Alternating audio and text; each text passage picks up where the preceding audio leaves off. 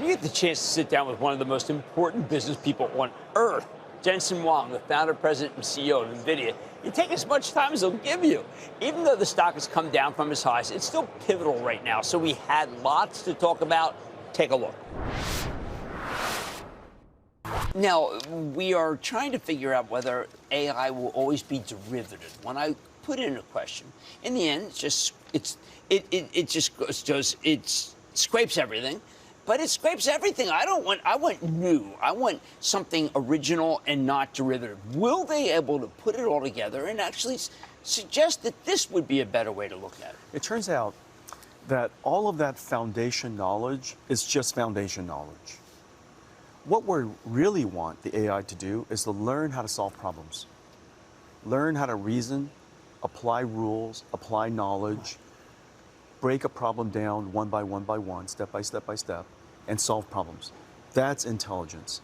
But you can't teach an AI that skill of solving problems. You can't teach AI reasoning without first having a foundation knowledge of what are numbers, how do words work together, what's vocabulary, what's syntax, what's grammar, so that it could learn some basic knowledge. Once it has the basic knowledge like we have AI today, notice how quickly we're teaching them how to reason. Right. And so it's learning how to reason. It's learning how to solve problems. It's learning how to solve math problems, geometry problems, prove theorems, prove logic. It's starting to learn those things by itself. And so it's really fantastic. Well, this next level, even now, when you look at a deeper search from GPT, when you look at Grok, they have opinions. Yeah. They're thoughtful. They're not yes men anymore. Well, they'll argue with you. Right. Yeah. That's happening now, though. Yeah, it's fantastic. And how did that? Did you know it would be happening last year? Well, I'm in the industry, so we see progress. And you're in the kitchen. I can tell you that AI is going to progress very quickly over the next several years, and the answers that it provides, it will be surely more accurate, surely much more contextually relevant. And it'll be able to answer and solve problems that are quite useful to us. What can our nation and our government do to further what you're talking about? Well, I think that our country should also invest in AI. We should, of course, be talk about the importance of the technology, apply regulation where it makes sense, but also invest in using AI across the country. In every Well, why don't we have a strategic AI reserve? We have one for something as meretricious as Bitcoin. We should at least build the AI infrastructure so all of our scientists in the United States can use the AI infrastructure. And however it comes about, whether it's a strategic reserve, but the country needs to invest in an AI infrastructure. Now, when we talk about this, we almost immediately talk about the Chinese and almost a Sputnik-like race in 1957. Are we being too small-minded, and we shouldn't be thinking about the amount of business you do with China? Maybe that things are much further along than that mentally? Are we constraining ourselves with these discussions about politics and tariffs? Are these too small? I think it's safe to say that we can't hold any country back or anyone back in advancing and developing intelligence. And surely AI is just digital intelligence. Okay. And so I think everyone is going to develop it. If everyone's going to be developing it, let's make sure that they develop it on American technology, American architecture, and the American standards. And so that's what I would advocate. And then secondarily, I would say, let's make sure that we are creating the conditions and investing in a way that allows our country to be far, far, far ahead. And so everything that we can do to speed up our advancement, everything we could do to speed up education here, startups here, economic development here using artificial intelligence, we absolutely should. No, but when there was this DeepSeek issue, your stock took a $600 billion hit. I tried to reach you. I was told it was quiet period, that we could have easily explained that this is actually good for Nvidia. Yeah.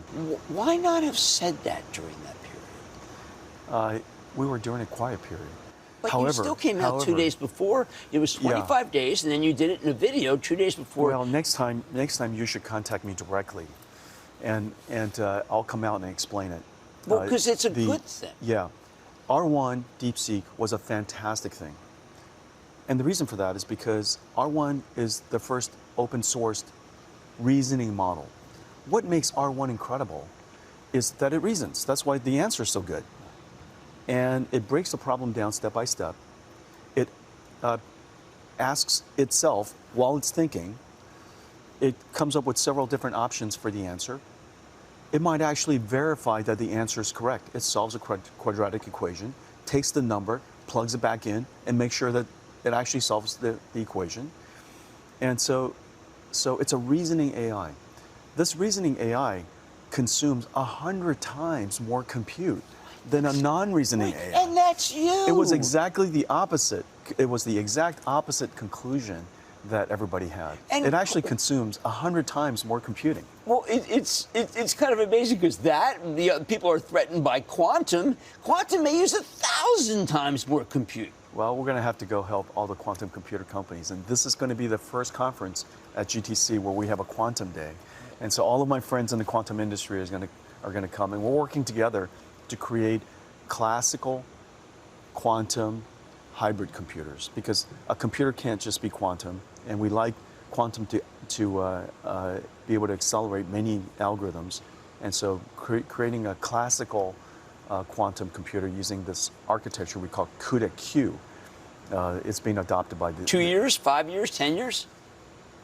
Well, you know, I'm not making any more predictions. No, all right. Yeah, and I didn't mean to more put you on the spot predictions. then. Yeah, but I do know that all of our colleagues are working as fast as they can.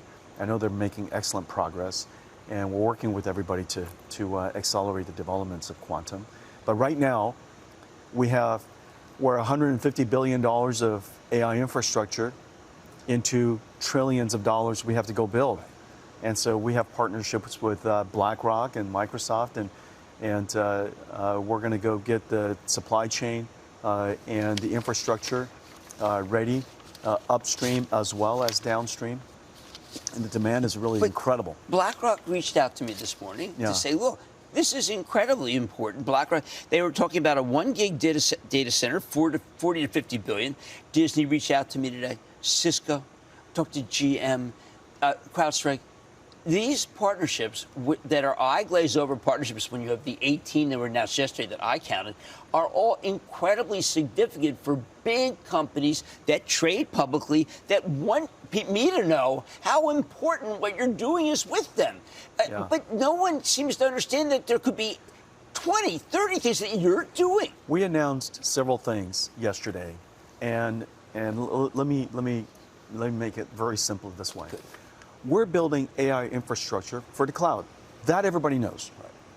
That's true. That's true. Everybody knows that. They're just delighted that all of a sudden AI reasoning is going to require 100 times more computing, and the demand is incredible. So that's AI cloud. What we announced yesterday is that we're going to take AI infrastructure into 2 new industries. One is enterprise IT. Half of the world's CapEx is in enterprise. Enterprises, you know, how it's the not economy. Consumer people. It's that's not consumer. enterprise. It's enterprise, and it's the IT department of enterprise, and so we have to help them integrate AI into the world's companies. Right. And so our partnership with Dell and HPE and Accenture and ServiceNow and CrowdStrike and all these great companies, DDN and NetApp and Vast and all these great companies that we're working with are going to reinvent the enterprise IT with new AI infrastructure. And then the third growth opportunity for us now is AI for robotics. Before you have robots, you have to do AI for robotics. They have to be smart. Right. And so that's going to take mountains of infrastructure as well. And so we now have to build AI infrastructure for 3 industries: for the cloud, for enterprise IT, and for robotics. Well, that's, in the end, that's the world. This is, we're going to be the foundation for the world. The world, hopefully, yeah. One company? Oh, we have years ahead? We have tons of partners. Look at us. You know, just about every company in the world's, just about every company in every industry is here. It's incredible. We have car companies, healthcare companies. Of course, the entire computer industry is here. Well, I mean, let's say I have that robot that's in my house. It's joining me, pouring me a good cup of Joe. How many Reuben, I don't know, chips that will have, how many will it have of yours? Well, it only needs one of these. Oh, thank heavens. In one $40,000 chip then? No, it's a smaller version. Oh, okay. It has one version that sits in the computer, inside the robot. But don't forget, there's a data center, a whole AI infrastructure, supercomputers, teaching the AI to run on this computer, to do its job, do its tasks. And so the AI that's in the data center is gigantic, and you see these systems behind us.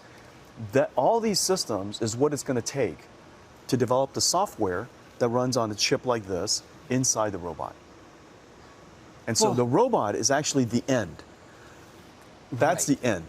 The beginning is all of this. Well, okay, I'm thinking about a world where it feels, just between this year and last year, the future is coming to the present. They are converging right now, right here. And the future super and the fast. present. And super fast. Super fast. And super fast. Look, a year ago we were talking about generative AI, where AI was able to produce text, summarize documents, dynamite, create images, all that stuff. That was fantastic. Last year was all about generative AI. All of a sudden, here we are, 1 year later, everything is about reasoning, solving problems. AI is doing math, solving geometry, you know? And so they're reasoning. And this reasoning capability, as it applies to robots, is you give a robot a job, a task, and it's got to reason, okay, what do I pick up first? Right. What do I maneuver it around? What do I do next? Maybe open a drawer. And how do I put this in? Should I stand it up or lay it on the side? It's got to reason about that. Can it make the bed? Well, sure. It's going to reason. You said make the bed. And so it's going to say, okay, make the bed. What does that mean? Break it down step by step by step. My exclusive with Jensen Huang continues after this. Don't miss a second of Mad Money. Follow @Jim Cramer on X. Have a question? Tweet Cramer. #MadMentions. Send Jim an email to madmoney@cnbc.com or give us a call at 1-800-743-CNBC. Miss something? Head to madmoney.cnbc.com.